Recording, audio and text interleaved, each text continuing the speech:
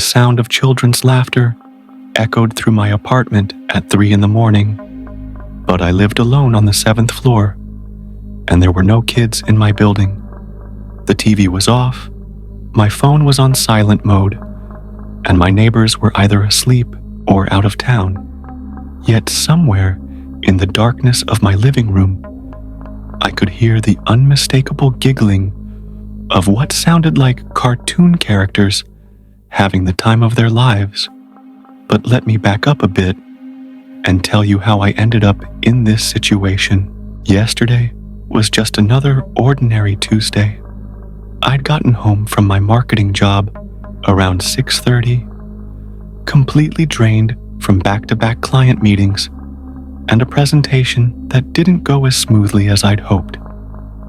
My boss had been breathing down my neck about the quarterly reports, and honestly, all I wanted to do was collapse on my couch and forget about spreadsheets and profit margins for a few hours. I kicked off my uncomfortable dress shoes, loosened my tie, and padded to the kitchen in my socks to see what I could scrounge up for dinner. The fridge was pretty much empty, except for some leftover Chinese takeout from the weekend, a carton of milk that was probably expired, and half a bag of baby carrots that had seen better days. I wasn't really in the mood to cook anything elaborate, so I just heated up the lo mein in the microwave and grabbed a beer from the 6-pack I'd bought. On Sunday, my apartment wasn't much to look at, just a basic 1-bedroom with white walls and furniture I'd picked up from various thrift stores over the years. But it was mine, and after dealing with office politics all day, it felt like a sanctuary. Settled into my usual spot on the couch, the cushion that had a permanent indent from where I spent most of my evenings, and grabbed the TV remote. I wasn't really looking for anything specific, just wanted some background noise while I ate and maybe scrolled through social media for a bit. I flipped through the usual channels, past the news, which was too depressing, past a cooking show that made me feel guilty about my microwave dinner, past a reality dating show that I definitely didn't want to get sucked into watching. That's when I stumbled across something that caught my attention. It was on one of those obscure streaming channels that you never really pay attention to, the kind that shows old movies and forgotten TV specials. The screen showed what looked like a vintage animated film, the kind with that slightly faded, nostalgic quality that reminded me of Saturday morning cartoons from when I was a kid. The animation style was familiar, but somehow different, like someone had taken classic cartoon characters and given them a slightly more modern treatment while still maintaining that old-school charm. I paused my channel surfing and took a sip of my beer. The characters on screen were dancing and singing, their movements fluid and cheerful in that exaggerated way that only animated characters can pull off. There was something oddly soothing about it after the stress of my day. The colors were bright and vibrant.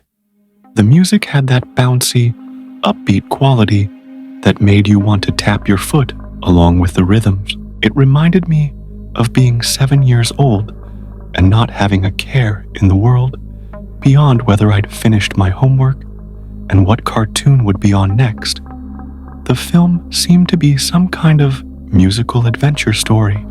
The main character, a cheerful mouse-like creature with big round ears and a red outfit, was leading a group of friends through what appeared to be a magical kingdom. They were singing about friendship and dreams coming true, all very wholesome and innocent.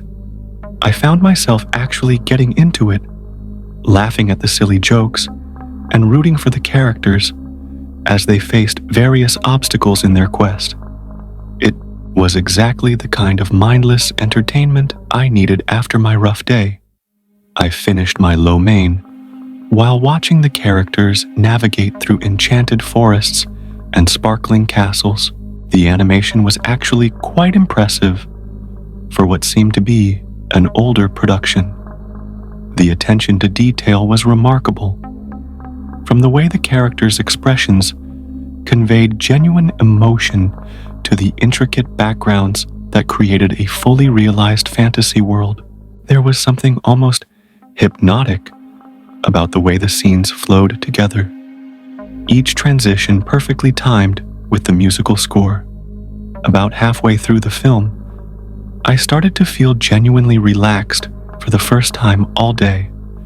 The beer was making me pleasantly drowsy, and the cheerful voices of the animated characters created a comforting white noise that helped quiet the anxious thoughts that had been buzzing around my head since morning. I found myself sinking deeper into the couch cushions, my eyelids getting heavy as I watched the colorful adventure unfold on screen. The room was dimly lit, with just the glow from the television, creating that perfect cozy atmosphere for unwinding after a long day. I'd turned off the overhead light and just had my reading lamp on in the corner, casting warm shadows across the walls. The air conditioning was humming quietly in the background, maintaining that perfect temperature where you're comfortable in just a t-shirt and jeans.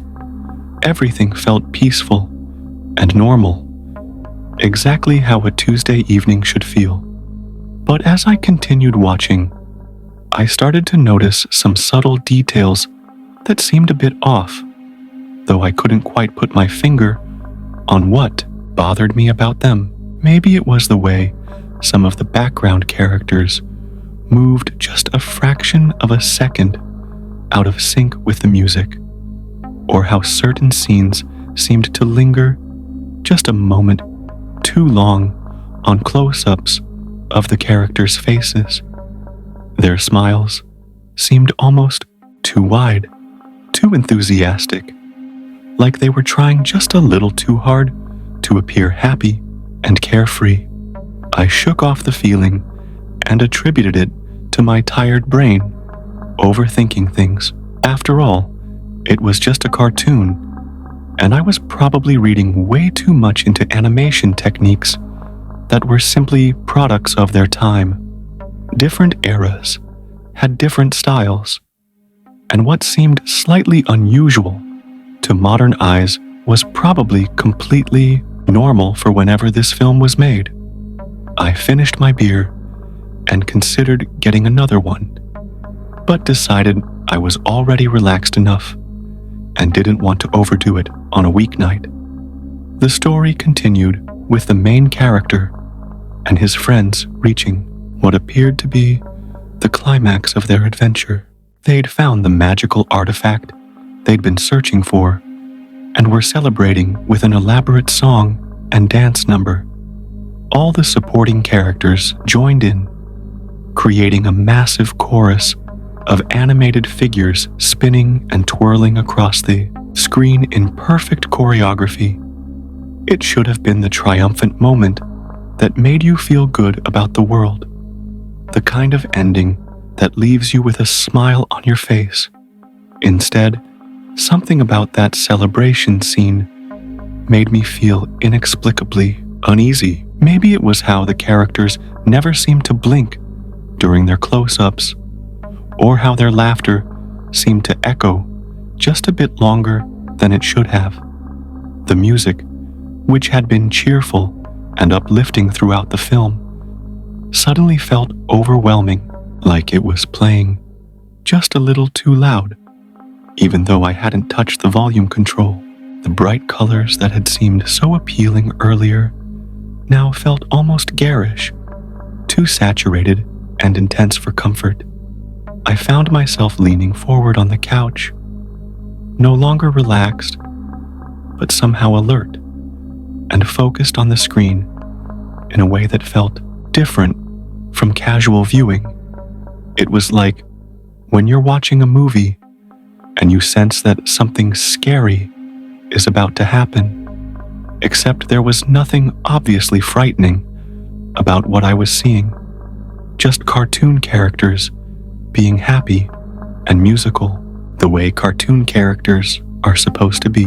But my gut was telling me that something wasn't quite right, even though my logical mind couldn't identify what that something might be.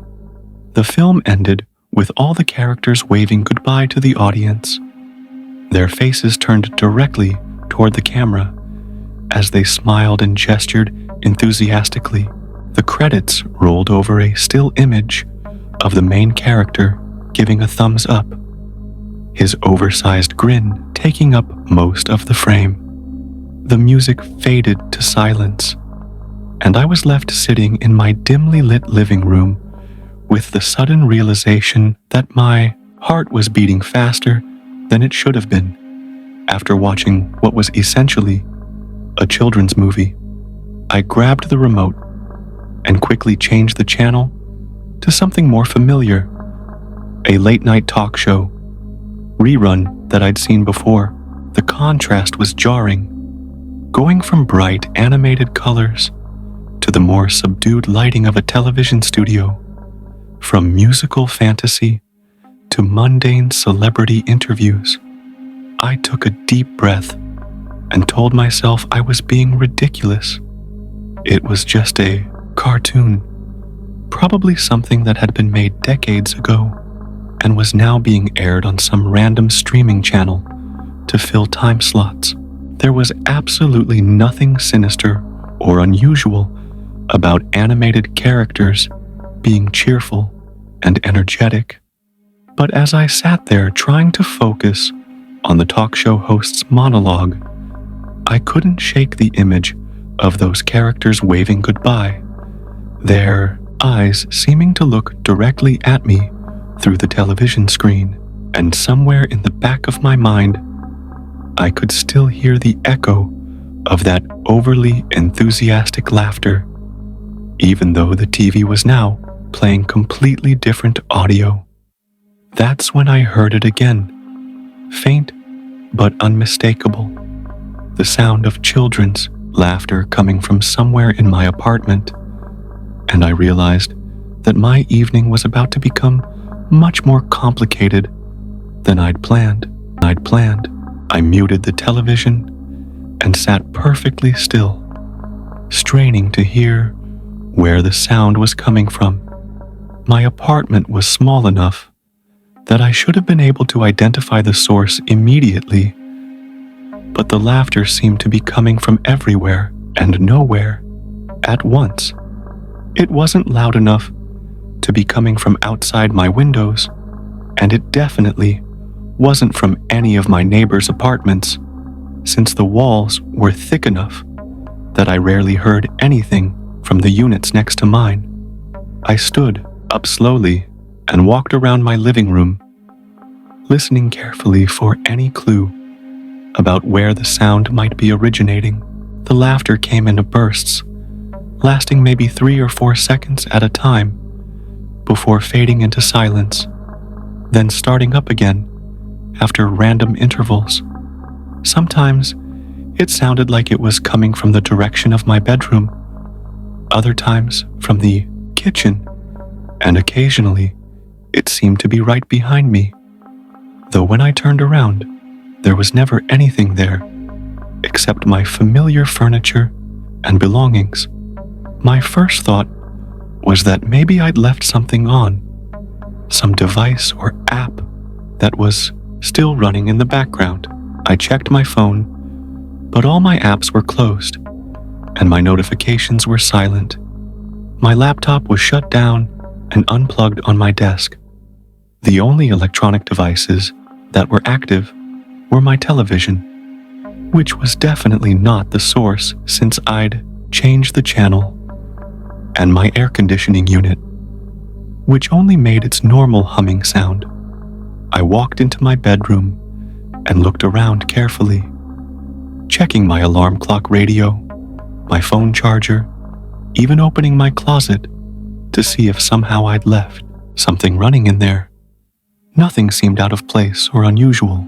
The laughter continued intermittently, sometimes sounding closer and sometimes farther away, but never loud enough to be clearly localized. It was starting to feel like one of those problems where the harder you try to solve it, the more elusive the solution becomes. Back in the living room, I decided to call my upstairs neighbor, Mrs. Chen, who I'd spoken to a few times in the elevator.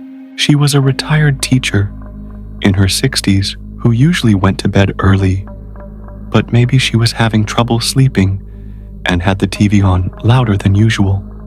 I found her number in my phone and called, but it went straight to voicemail. Either her phone was off or she was already asleep. I tried the neighbors on either side of me, but got no answer from either apartment. The laughter was still happening, now seeming to come in longer bursts that lasted up to 10 seconds before fading away. I was starting to feel genuinely unsettled, not because the sound itself was threatening, but because I couldn't explain it, and that made me question whether I was hearing things correctly. Was I maybe more tired than I'd realized? Had the stress from work finally caught up with me in some weird way that was affecting my perception? I decided to record it with my phone, thinking that if I could capture the audio, then at least I'd know I wasn't imagining things.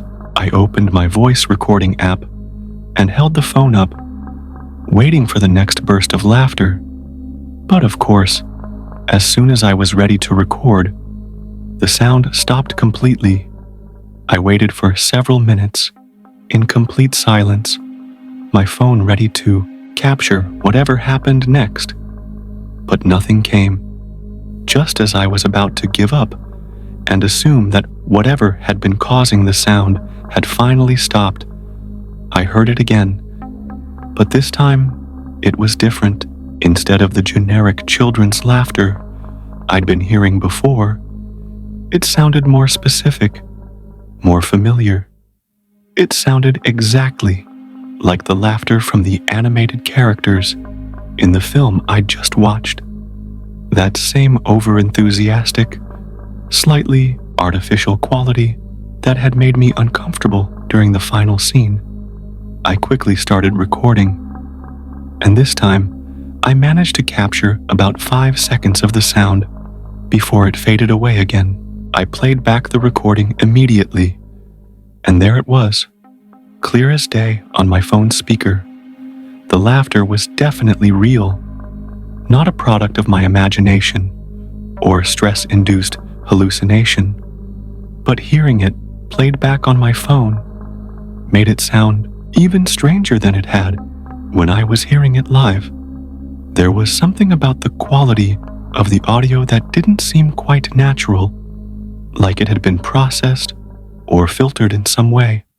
I saved the recording and sent it to my friend Jake via text message, along with a message asking if he could listen to it and tell me what he thought. Jake was a sound engineer who worked for a local radio station, so if anyone could identify what was weird about the audio, it would be him. But it was almost midnight now, and he probably wouldn't see my message until morning. The laughter had stopped again, and my apartment returned to its normal nighttime quiet. I could hear the usual sounds of the building settling, the distant hum of traffic from the street below, the occasional footstep from the apartment above me. Everything seemed to be back to normal, but I couldn't shake the feeling that something had fundamentally changed. It was like when you notice a new crack in your ceiling or a stain on your wall that you're sure wasn't there before, except instead of visual evidence, I had audio evidence that something unusual was happening in my space. I decided to try going to bed and dealing with whatever this was in the morning when I was more rested and thinking more clearly, I brushed my teeth, changed into my pajamas, and went through my normal bedtime routine, trying to convince myself that the whole thing had been some kind of weird, but ultimately harmless glitch in my building's electrical system, or maybe sound bleeding through from a neighbor's TV in some unexpected way. But as I was lying in bed with the lights off, staring at the ceiling and trying to fall asleep, I heard it one more time. The laughter started soft and distant, like it was coming from the living room, but gradually it seemed to get closer and closer until it sounded like it was right outside my bedroom door. I lay perfectly still, barely breathing, listening as the sound seemed to move around my apartment like someone or something was walking from room to room, laughing as they went. That's when I realized that whatever was happening wasn't going to stop just because I wanted it to, and my peaceful Tuesday evening had officially turned into something that would probably keep me awake for the rest of the night. The animated characters from that strange film were somehow still with me, their laughter echoing through my apartment, even though the TV had been off for hours, and I had no idea what they wanted or how to make them go away.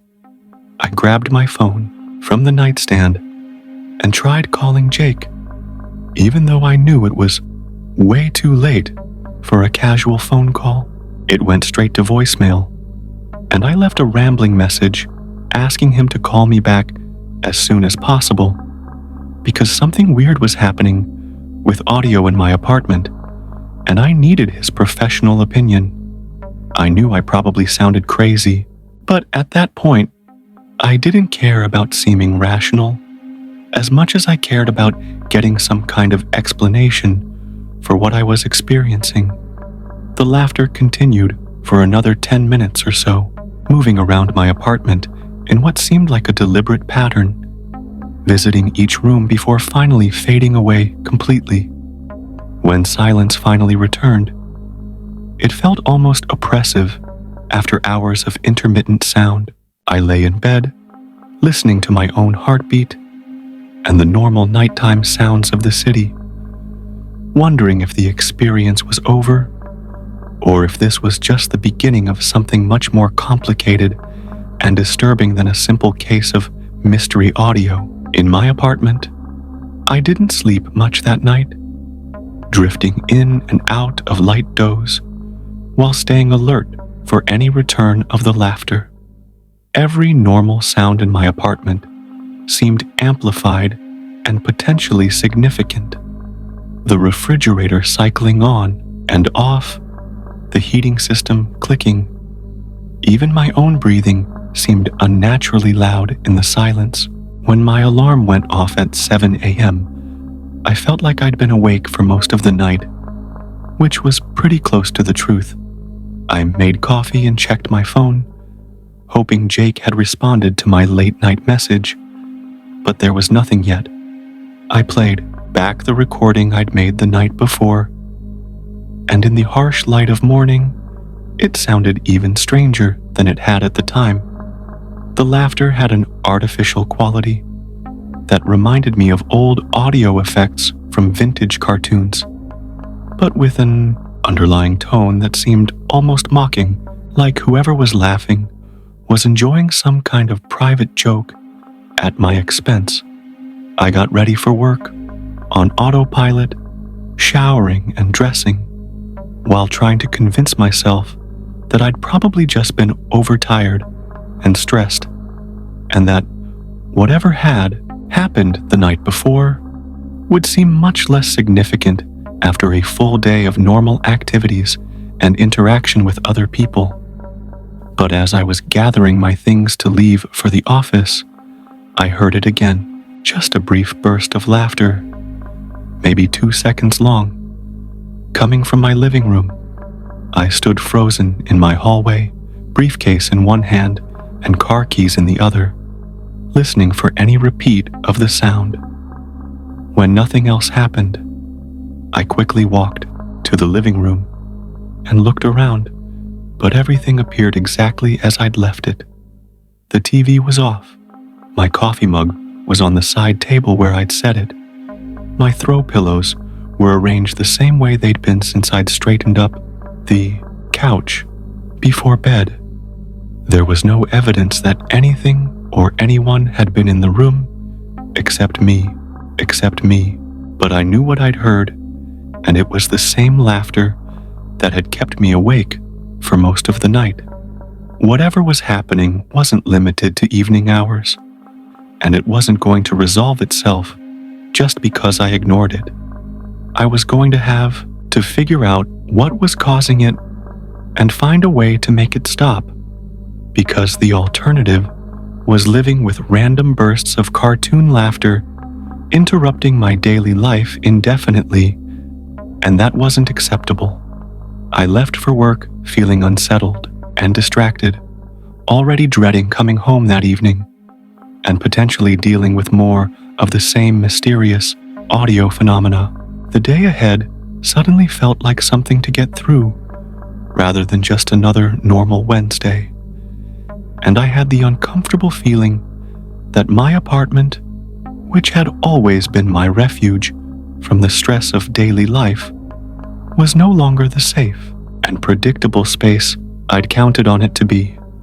The drive to work felt different that morning, like I was moving through the world with heightened awareness of every sound around me. Car horns seemed sharper. My radio seemed too loud even on its usual volume setting, and I found myself jumping slightly at unexpected noises like doors slamming in the parking garage. It was as if the strange experience in my apartment had somehow recalibrated my auditory sensitivity, making me hyper-aware of the acoustic environment in a way that felt both exhausting and necessary.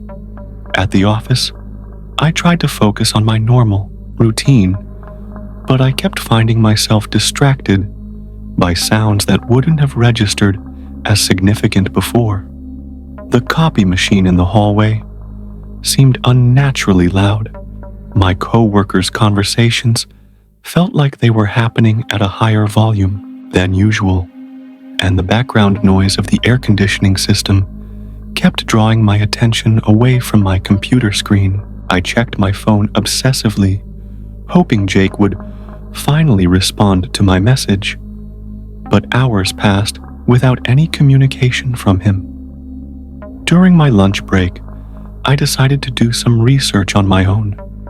I searched online for information about mystery, sounds in apartments, audio hallucinations, and anything related to hearing sounds from televisions after they'd been turned off. Most of what I found fell into two categories: technical explanations about electrical interference and sound bleeding between units in apartment buildings, or discussions about stress-related auditory experiences that suggested I should consider seeing a doctor if the problem persisted.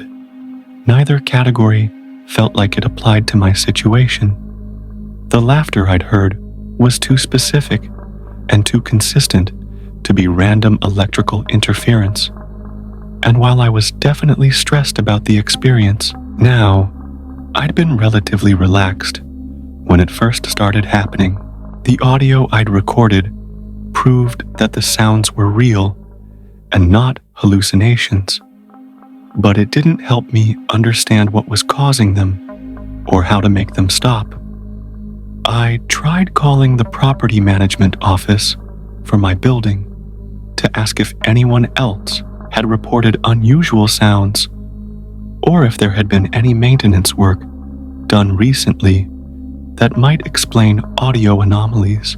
The receptionist was polite, but not particularly helpful, suggesting that I file a formal complaint if the problem continued, and offering to have a maintenance worker check my apartment for electrical issues if I thought that might be the cause.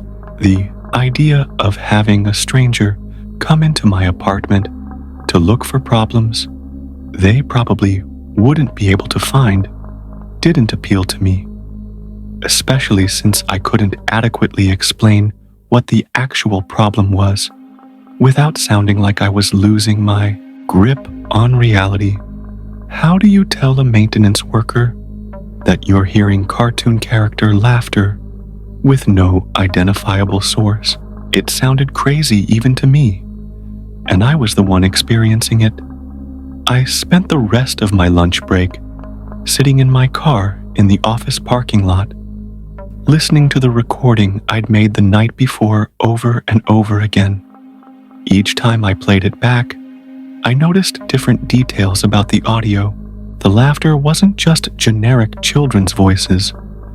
It was specifically the same rhythm and intonation as the characters from that animated film.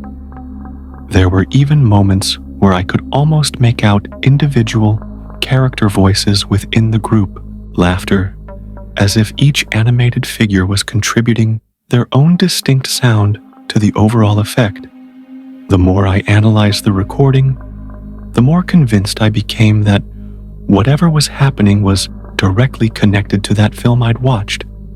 But that raised even more questions that I couldn't answer.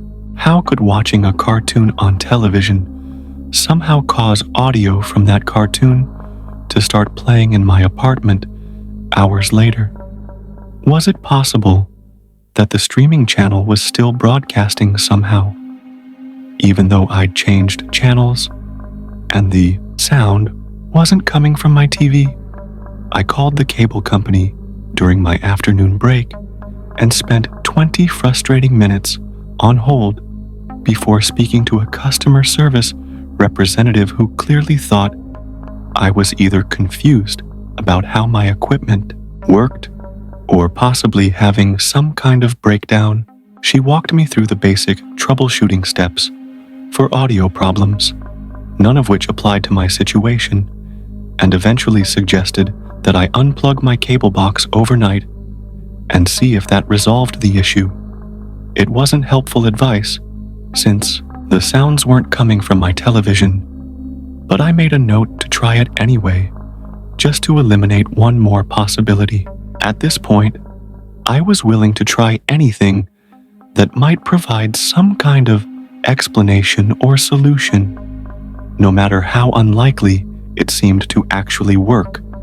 The rest of my workday dragged by with agonizing slowness.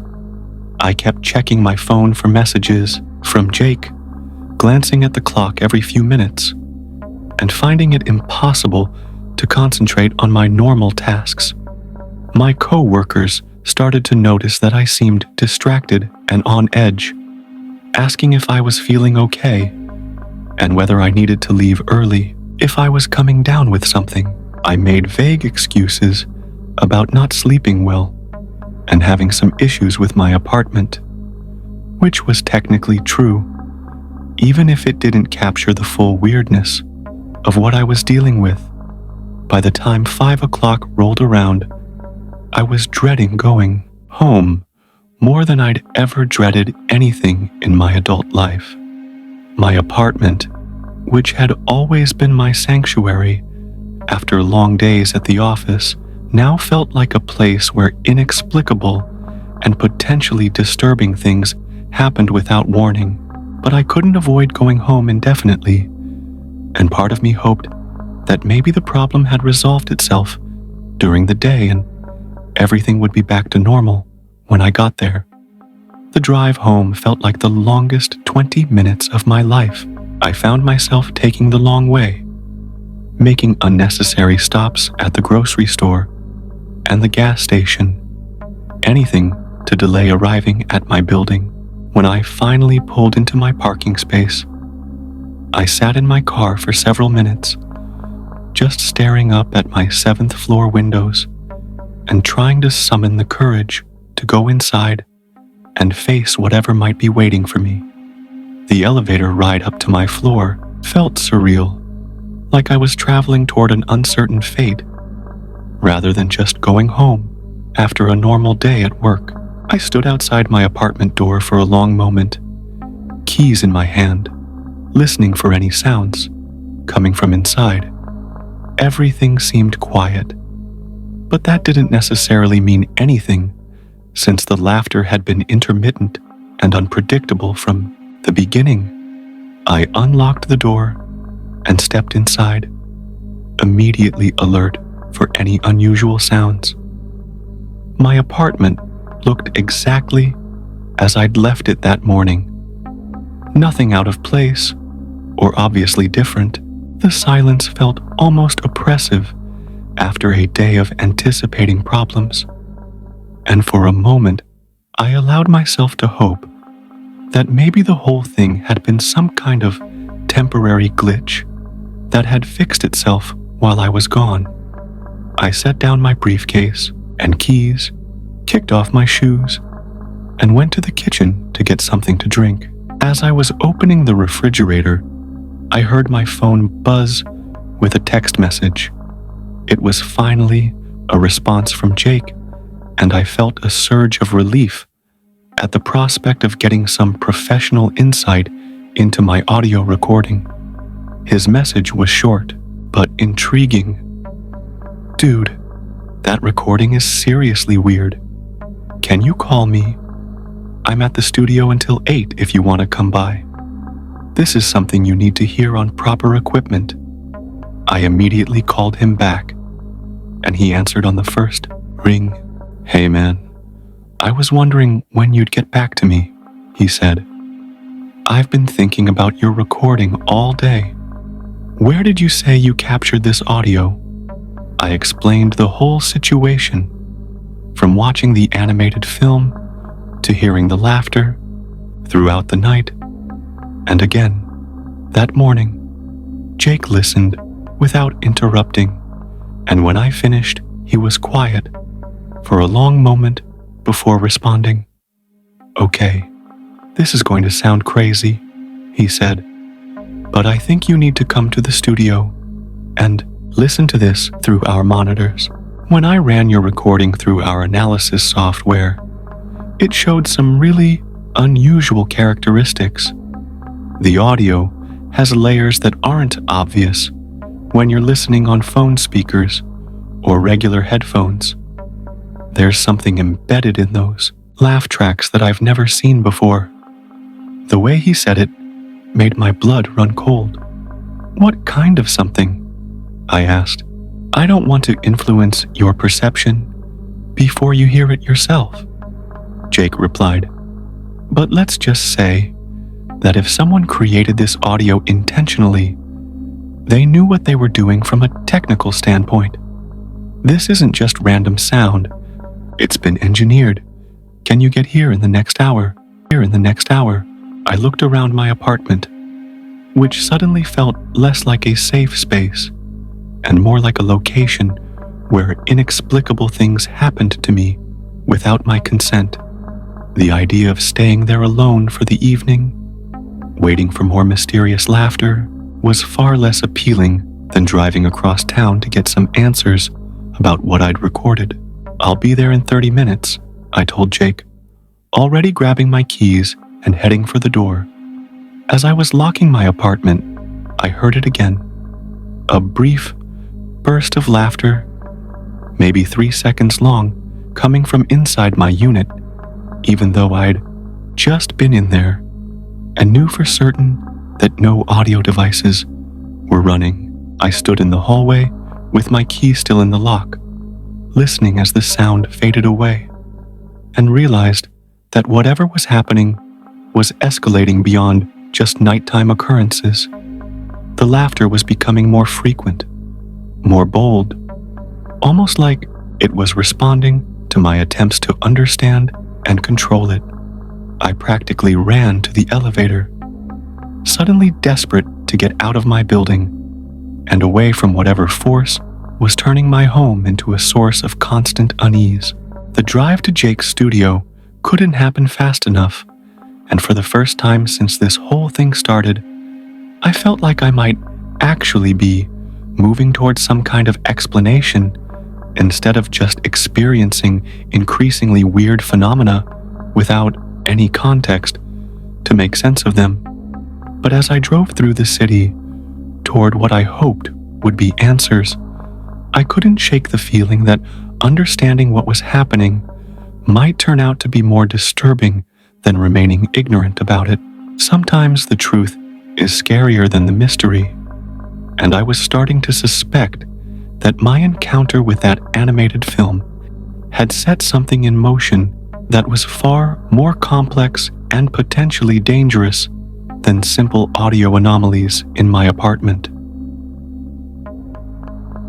The recording Jake had analyzed was apparently just the beginning of something much larger and more intentional than I'd realized, and I was about to find out exactly what I'd gotten myself into when I decided to watch that innocent-looking cartoon on what should have been just another quiet Tuesday evening at home. Jake's studio was located in a converted warehouse in the Arts District, the kind of building that looked industrial and slightly run down from the outside, but housed state-of-the-art equipment and creative spaces on the inside. I'd been there a few times before for parties and casual visits, but never with the sense of urgency and apprehension that I felt as I pulled into the parking lot that evening. The main entrance was locked after hours, so I had to call Jake to let me in through the side door that led directly to his studio space. When he opened the door, his expression was more serious than I'd ever seen it. Jake was normally a laid-back guy who approached everything with casual humor, but tonight he looked genuinely concerned and maybe a little excited in the way that people get when they encounter something professionally interesting but personally unsettling. "Thanks for coming," he said, as he led me through a hallway lined with gold records and concert posters. "I've been going over your recording for hours, and I keep finding new layers to it. This is some seriously sophisticated audio work, way beyond what most people would have the knowledge or equipment to create." His studio was a windowless room, packed with monitors, mixing boards, and computer screens displaying various audio analysis programs. The walls were covered with acoustic foam panels, creating an environment where sound could be heard with perfect clarity and isolation. Jake gestured for me to sit in the chair next to his workstation, where my phone recording was already loaded into his professional audio software. "Before I play this back," he said, "I want you to understand that what you're about to hear is going to be very different from what you experienced on your phone. Our equipment can separate and amplify frequency ranges that consumer devices can't reproduce. You're going to hear things in your own recording that you didn't know were there." He clicked play, and immediately I could tell that he was right. Through the high-end studio monitors, the laughter from my apartment sounded completely different. What had seemed like simple cartoon character voices on my phone now revealed themselves to be incredibly complex, layered audio with multiple distinct elements playing simultaneously.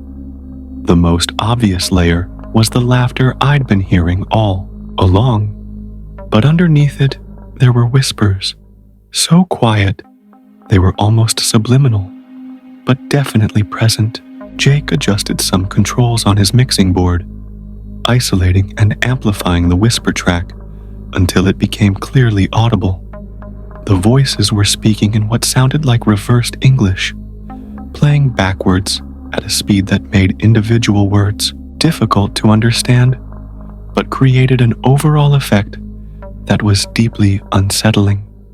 "Wait, there's more," Jake said, manipulating other controls to reveal even more hidden audio elements. Beneath the laughter and the reversed whispers, there was what sounded like carnival music, but played at an unnaturally slow tempo that made the normally cheerful melodies sound ominous and threatening, and under everything else, almost at the threshold of hearing, there was a rhythmic pulsing sound like a heartbeat, but slightly faster than a normal human pulse rate. "This is impossible," I said, staring at the visual representation of the audio waveforms on his computer screen. "How can all of this be embedded in what sounded like simple laughter when I recorded it?" Jake shook his head, looking both impressed and disturbed by what his analysis had revealed. "Someone with serious audio engineering skills created this," he said. "This kind of layered, subliminal audio work requires professional-grade software and a deep understanding of psychoacoustic principles. But here's the really weird part." He pulled up another screen showing frequency analysis data. "Look at these readings," he said, pointing to various peaks and valleys in the graph. "Some of these audio elements are playing at frequencies that are right at the edge of human hearing range. They're designed to be perceived subconsciously rather than consciously, and the combination of frequencies creates binaural beats that can actually affect brainwave patterns." "What does that mean in practical terms?" I asked, though I was starting to get a sick feeling in my stomach about where this explanation was heading. "It means that whoever created this audio knew exactly how to use sound to influence psychological and emotional states," Jake replied. "The frequency combinations in your recording are specifically chosen to create feelings of unease, paranoia, and hypervigilance. It's basically audio designed to make you feel scared and on edge, even if you can't consciously identify why." I thought about how I'd felt increasingly anxious and alert since first hearing the laughter in my apartment, how normal sounds had seemed amplified and potentially threatening, how I'd been unable to relax or sleep properly. "So this isn't just random cartoon audio," I said. "Someone deliberately created sound that's meant to mess with people's heads." "Exactly," Jake confirmed. "And there's something else. I ran the reversed whisper track through some software that can flip audio back to normal playback. Do you want to hear what those voices are actually saying?" I wasn't sure I wanted to know, but I nodded anyway. Jake made some adjustments and played back the whisper track at normal speed and direction. The voices were speaking in unison, repeating the same phrase over and over. "Come back and play with us. Come back and play with us. Come back and play with us." The phrase was delivered in children's voices, but with an intonation that was somehow both pleading and demanding. It sounded like kids asking for attention, but with an underlying tone that suggested the request wasn't really optional. Combined with the knowledge that this audio was playing subliminally beneath the cartoon laughter, the effect was deeply creepy. "This is seriously messed up," I said, feeling a chill run down my spine as I listened to the repeated invitation. "Where do you think this came from?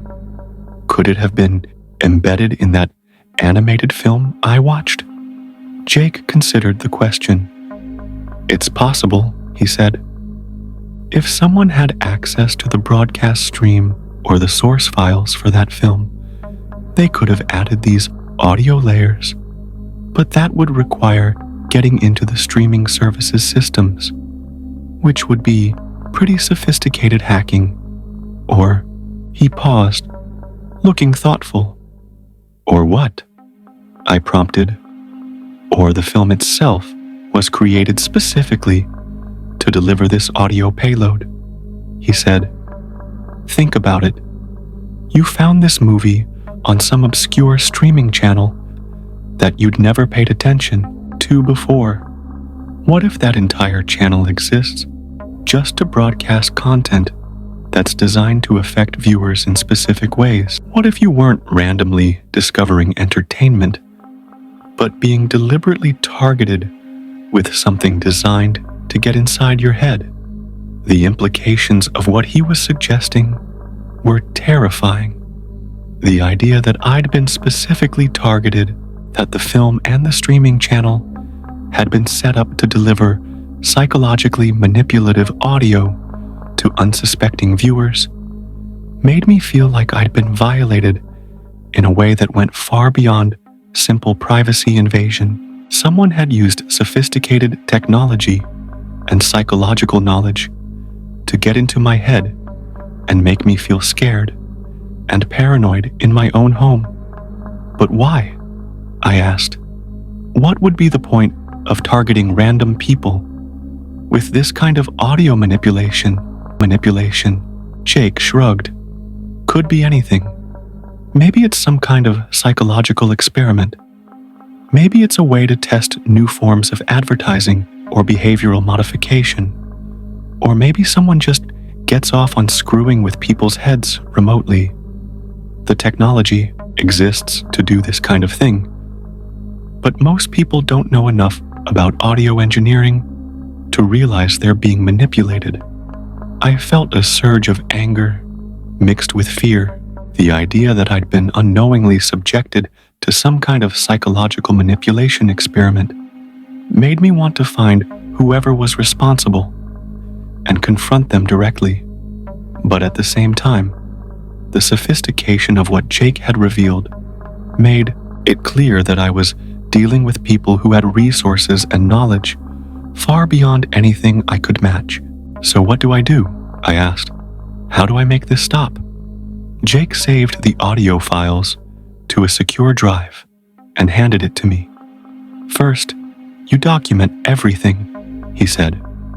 Keep recording any new audio phenomena you experience and bring them to me for analysis.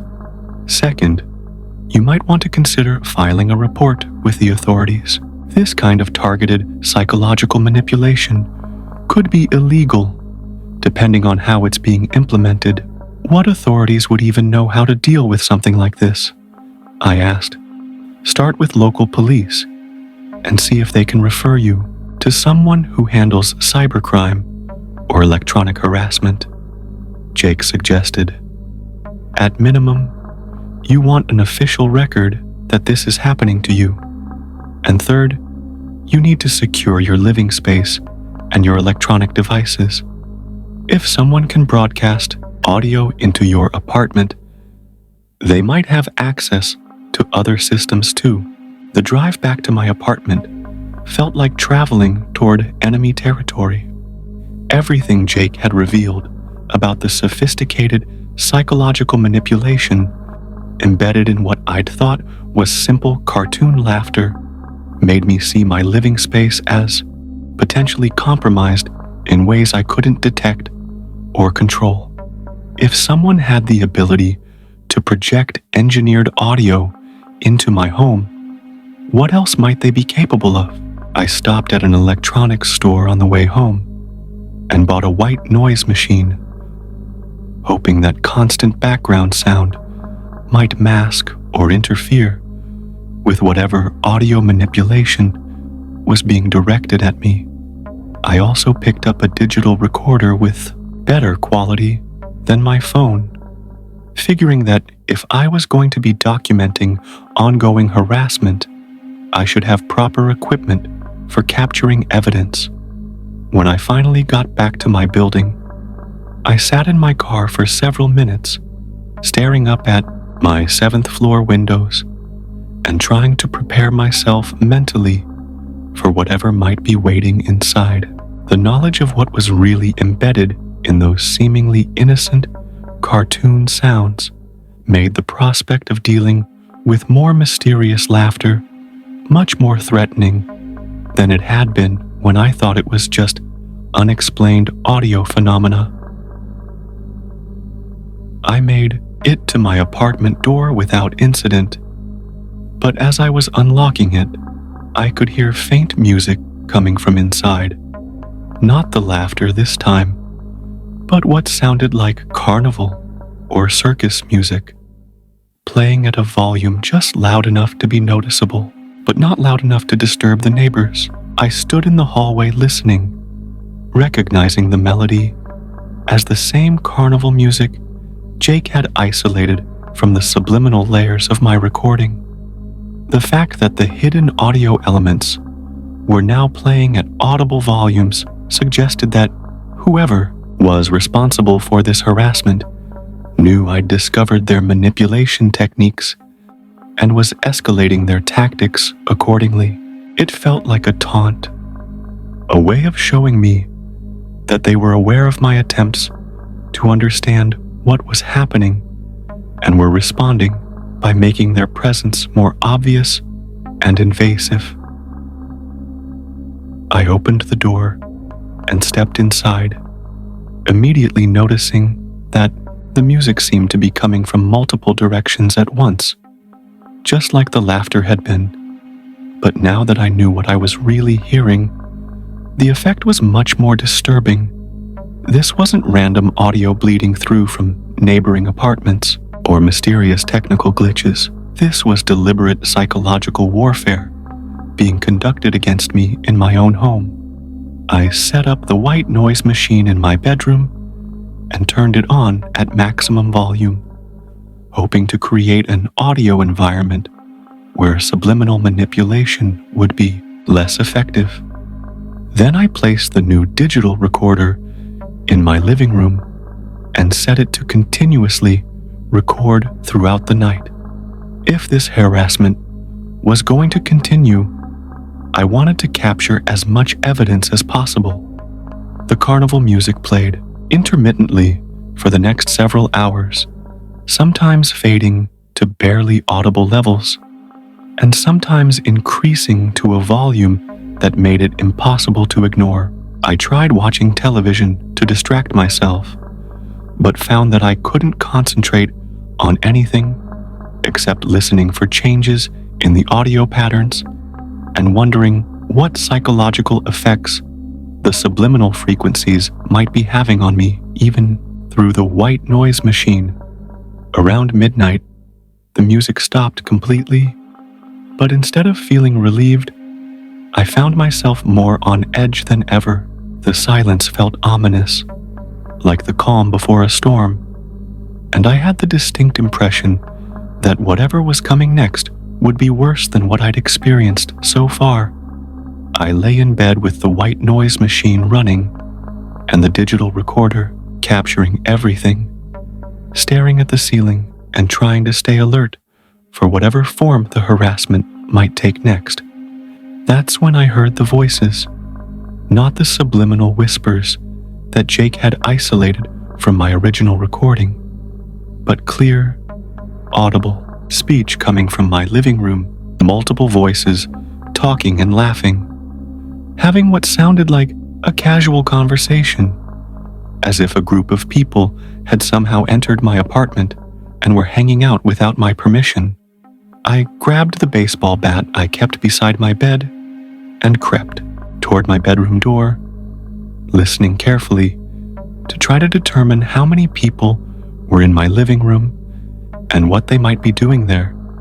But as I got closer, I realized that the voices weren't quite human. They had the same artificial, overly enthusiastic quality as the cartoon characters from the film I'd watched, but they were speaking in normal, conversational tones rather than the exaggerated delivery typical of animated characters. "He's listening," one of the voices said, and I froze in place, realizing they were talking about me. "He knows we're here now." "That's okay," another voice replied. "We wanted him to know. It's more fun when they're aware of what's happening." "Should we show ourselves?" a third voice asked. "Or keep playing with the audio for a while longer? Let's see how scared we can make him first." the first voice suggested. Then we'll decide if he's ready for the visual elements.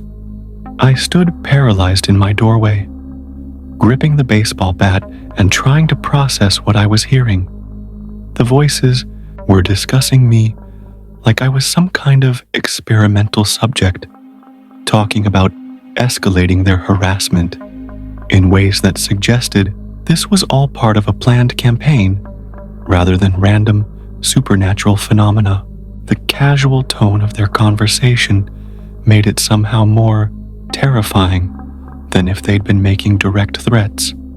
He brought in a white noise machine, one of them observed with amusement, like that's going to help with what we're really doing to his brain chemistry. And he's recording everything, another added. That engineer friend of his found our subliminal layers pretty quickly. We might need to get more creative with the delivery methods. The fact that they knew about Jake and his analysis of my recording meant that they'd been monitoring my activities beyond just targeting me with audio harassment. They knew who I'd contacted for help and what information I'd obtained about their manipulation techniques. The scope of their surveillance made me feel completely exposed and vulnerable. "What do you think?" one of the voices asked. "Ready to move to phase 2? "Definitely," another replied. "He's been so good about documenting everything for us. It'll make the final product much more compelling." "Final product?" I whispered to myself. But apparently, they heard me. "Oh, he's there listening," one of them said with obvious delight. "Hello there. We know you can hear us. Don't worry. We're almost ready to explain what this has all been about. You've been such a wonderful participant in our project." The word participant hit me like a physical blow. Whatever was happening to me wasn't random harassment or psychological manipulation for its own sake. I was apparently part of some kind of project or experiment, and my reactions to their audio manipulation had been exactly what they wanted. Every time I documented the phenomena, sought help from experts, or tried to understand what was happening, I'd been playing directly into their plans. "What project?" I called out, abandoning any pretense that I wasn't aware of their presence. "What do you want from me?" "All in good time," one of the voices replied. "We're not quite ready for the reveal yet, but soon, very soon, you're going to love what we've been building with all the wonderful fear and confusion you've been generating." The implication that my emotional responses had been somehow harvested or utilized as part of their project made me feel sick. I'd been manipulated not just to experience fear and paranoia, but to generate those emotions for some purpose that I still didn't understand. The sophistication of their psychological manipulation suggested that they knew exactly how to push specific emotional buttons and had been using that knowledge to extract particular responses from me. "Sleep well," another voice said mockingly. "Tomorrow is going to be a very interesting day for all of us." The voices faded away, leaving me standing in my bedroom doorway with a baseball bat, staring into a living room that appeared completely empty. The digital recorder was still running, capturing evidence of a conversation that should have been impossible, given that no one else was physically present in my apartment. But after everything Jake had revealed about embedded audio layers and subliminal manipulation, I was starting to realize that the people behind this project had capabilities that went far beyond conventional harassment techniques. I spent the rest of the night sitting in my bedroom, With my back against the door, the baseball bat across my knees, and the white noise machine running at maximum volume, every sound in my apartment seemed potentially significant. Every shadow seemed like it might be hiding something I couldn't see. The knowledge that I was being monitored and manipulated by people with advanced technological capabilities made sleep impossible. When morning finally came, I felt like I'd aged years in a single night. The digital recorder had captured several hours of audio that I would need to analyze with Jake. But I already knew that the evidence would only confirm what I'd experienced. The voices had been real. Their conversation about me had been real. And whatever project they were conducting was moving into a new phase that I was completely unprepared for. I called in sick to work, knowing that I couldn't possibly concentrate on normal job responsibilities while dealing with the escalating harassment campaign being conducted against me. Instead, I spent the morning reviewing the audio I'd captured and making notes about everything the voices had said about their project and their plans for me. The most disturbing revelation was that my attempts to understand and document what was happening had apparently been anticipated and encouraged. Every step I'd taken to regain control of the situation had actually been playing into their hands, providing them with data about my psychological responses that they were using to refine their manipulation techniques. I realized that I needed help beyond what Jake could provide. This wasn't just about sophisticated audio engineering anymore. It was about people who had targeted me specifically for inclusion in some kind of psychological experiment without my consent. I needed to find authorities who could investigate this as a serious crime rather than just unusual harassment. But first, I needed to understand exactly what I was dealing with.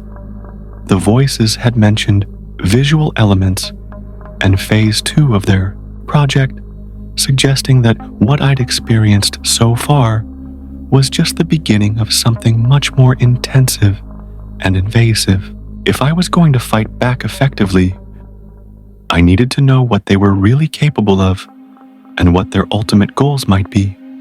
I spent the rest of the morning researching online forums and websites devoted to electronic harassment, psychological manipulation, and experimental technology. What I found was a community of people who claimed to be targets of similar campaigns, describing experiences that ranged from audio manipulation to visual hallucinations to direct interference with electronic devices. Many of their stories sounded paranoid and delusional, but some described phenomena that were remarkably similar to what I was experiencing. The common thread was that targets were selected for unknown reasons and subjected to escalating campaigns of psychological manipulation that seemed designed to either drive them to breakdown or to extract specific emotional and behavioral responses. For research purposes, the idea that I might be part of some kind of unethical psychological research project made terrible sense of everything that had happened. The sophisticated audio manipulation, the monitoring of my responses, the escalation of tactics based on my attempts to understand what was happening, all suggested a systematic approach rather than random harassment. As I was reading testimonials from other claimed targets, my phone rang. The caller ID showed my own home phone number, which should have been impossible since I was calling from my apartment landline. I stared at the screen for several rings before finally answering. "Hello?" I said cautiously. "Good morning," came a cheerful voice that I immediately recognized as one of the cartoon characters from the film I'd watched days earlier. "We hope you slept well last night. Are you ready to see what we've been working on?" The fact that they were now calling me directly, using technology that allowed them to spoof my own phone number, represented a massive escalation in their harassment campaign. They were no longer limiting themselves to audio phenomena in my apartment, but were actively reaching out to make contact through my personal communication devices. "Who are you?" I demanded. "What do you want from me?" "We're your new friends," the voice replied, with that same artificial enthusiasm that had made me uncomfortable when I first watched the animated film. "And we want to show you something amazing. Look out your living room window." Against my better judgment, I walked to the window and looked down at the street below. Parked directly across from my building was a white van with cartoon character decorations painted on the sides, the same characters from the film I'd watched, but rendered in a style that looked somehow wrong, like they'd been designed by someone who understood the visual elements, but not the spirit of the original characters. As I watched, the side door of the van slid open, and a figure in a full-body cartoon character costume stepped out onto the sidewalk. Even from 7 floors up, I could see that the costume was wrong in the same way as the painted decorations. The proportions were slightly off, the colors were too intense, and there was something about the way the figure moved that suggested the person inside was trying to mimic cartoon character mannerisms but couldn't quite capture the natural flow of animated movement. "Do you see us?" the voice on the phone asked. "We've come to visit." More costumed figures emerged from the van, each one representing a different character from the film, but all of them sharing that same slightly wrong quality that made them look like disturbing parodies rather than accurate representations. They stood on the sidewalk, looking up at my building, and even though I couldn't see their faces clearly from that distance, I had the distinct impression that they were looking directly at my window. "This isn't real," I said into the phone. "This is some kind of elaborate hoax or performance art project." "Oh, it's very real," the voice assured me. "We've been working on this presentation just for you. All those wonderful emotional responses you've been generating have helped us fine-tune our approach. Now, we're ready to give you the full experience." One of the costumed figures pulled out what looked like a megaphone and began speaking in the same artificially cheerful voice I was hearing through my phone. "Come down and play with us," the figure called out, the sound echoing off the buildings around my apartment complex. "We have so many fun games we want to show you." Other residents of my building were starting to appear at their windows, looking down at the bizarre scene on the street below. Some were taking pictures with their phones. Others were pointing and talking to people inside their apartments. The spectacle was becoming a public event, which I realized was probably part of their strategy. "You're making a scene," I told the voice on the phone. "People are watching." "That's the point," the voice replied with obvious delight. "The more people who see this, the better our documentation will be. You're going to be famous. Well, maybe not you specifically, but your reactions to our project. You're going to help us demonstrate some fascinating principles about psychological manipulation and social conditioning." The realization that I was being turned into a public spectacle as part of their documentation process made me feel humiliated and exploited, in addition to frightened. Whatever their ultimate goal, it apparently involved creating a visible demonstration of their ability to manipulate and control individual targets, with me as the unwilling star of their show. "What happens if I don't come down?" I asked. "Oh, you will," the voice said confidently. "You see, the audio conditioning we've been subjecting you to has been specifically designed to make you compliant with our suggestions. Those subliminal frequencies have been altering your brain chemistry in ways that make you much more susceptible to following directions, especially when they come from sources associated with the original conditioning stimulus." "That's impossible," I said, but even as I spoke the words, I could feel a strange compulsion to do exactly what they were asking. Part of my brain was screaming that going downstairs would be dangerous and stupid, but another part was genuinely considering it, as if their invitation was somehow reasonable and appealing. "The beautiful thing about this technology," the voice continued, "is that targets often don't realize how much their decision-making processes have been compromised. You think you're making free choices, but you're actually responding to programmed conditioning that we've been installing for days.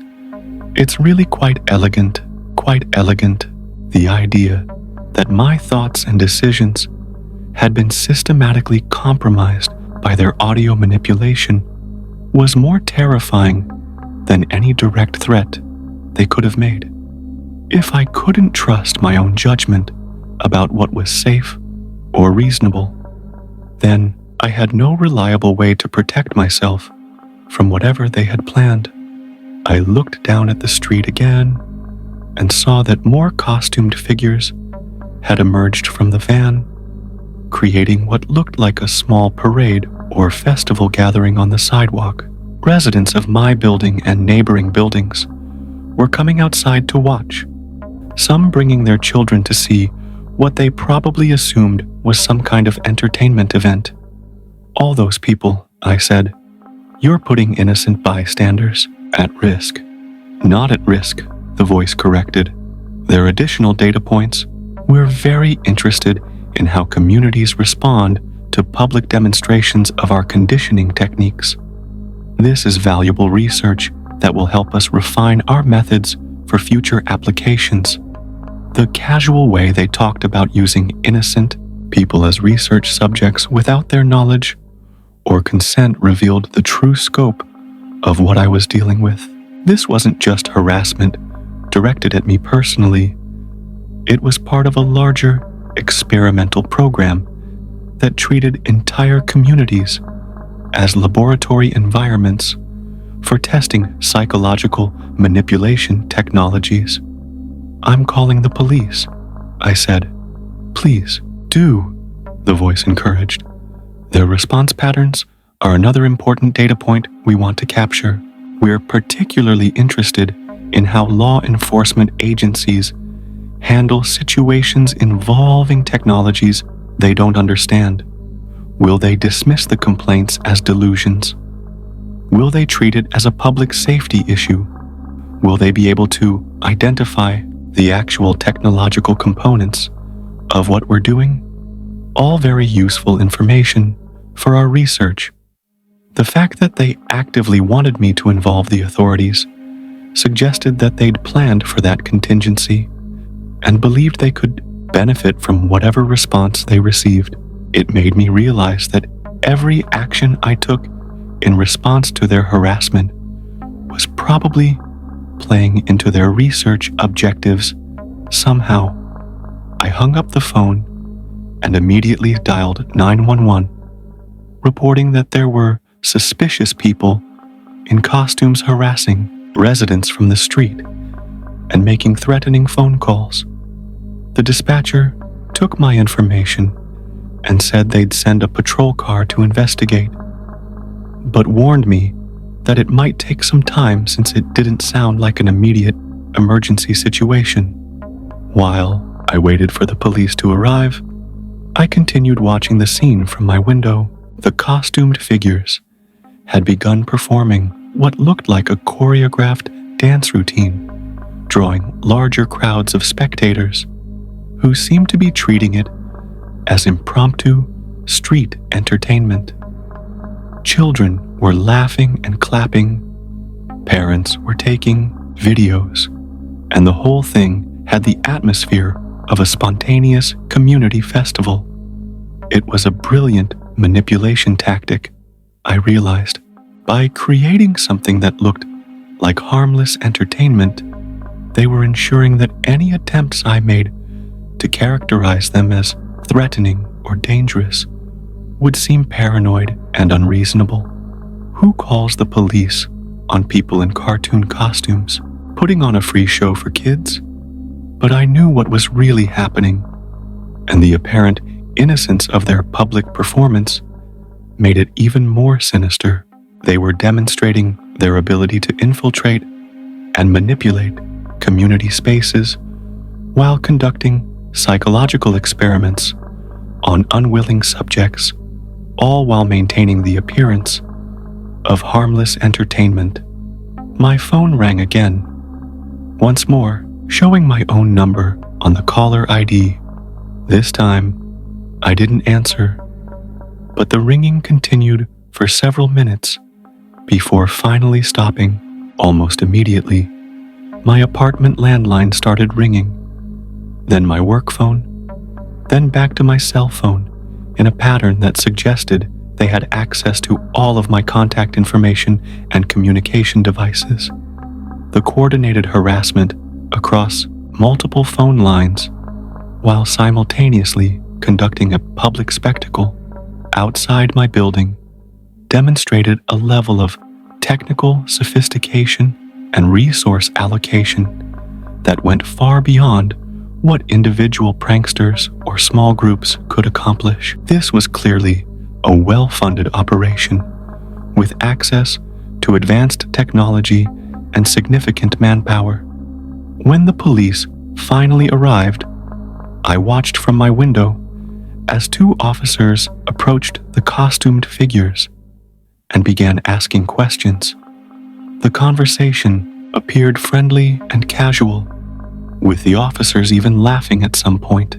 After a few minutes, the officers shook hands with some of the performers and walked back to their patrol car without taking any obvious enforcement action.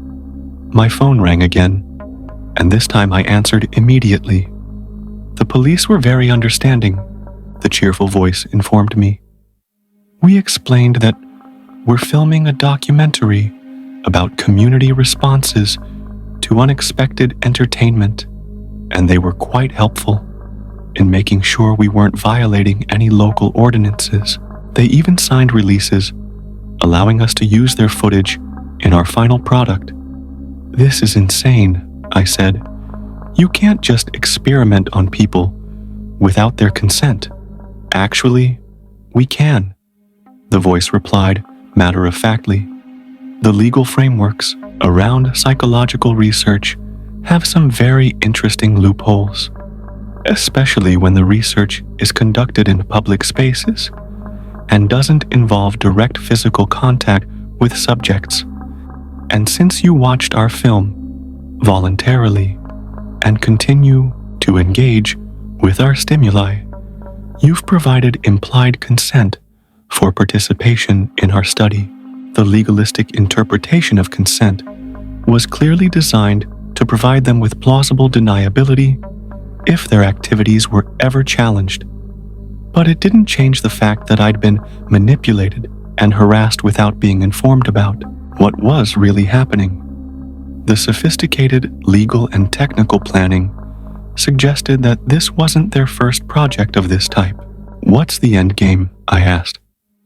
What are you trying to accomplish with all this? We're developing new methods for large-scale behavioral modification, the voice explained. Traditional advertising and propaganda techniques are becoming less effective as people become more media savvy and skeptical. We're pioneering approaches that bypass conscious resistance by targeting subconscious psychological processes directly. directly.